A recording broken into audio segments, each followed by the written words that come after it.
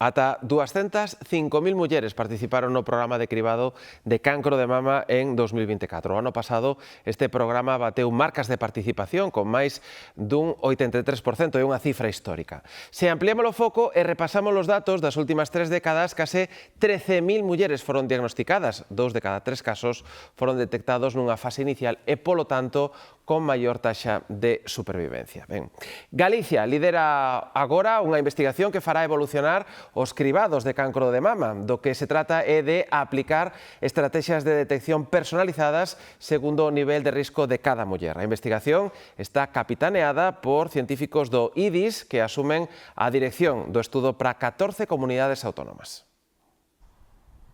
Ata agora o criterio de selección das mulleres para participar no cribado de cancro de mama é a idade. Pero esta investigación que se presenta hoxe quere poñer sobre a mesa outros factores de risco xa coñecidos e comprobados, como o peso.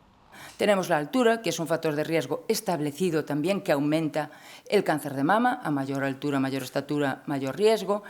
A idade na primeira e na última regra. A menor edad a la menopausia, pues menor riesgo, uso de anticonceptivos orales, terapia de reemplazamiento hormonal, paridad, número de hijos. Alcohol, alimentación e moitos outros datos acumulados xa na historia clínica digital dos pacientes. Tenemos una historia clínica electrónica de hace 20 años. Eso no lo tiene nadie. O sea, los datos, la mayoría de los datos están ahí. Entonces es una ventaja competitiva que nos proporciona en el futuro poder liderar todo ese tipo de estrategias de personalización del mundo de la salud.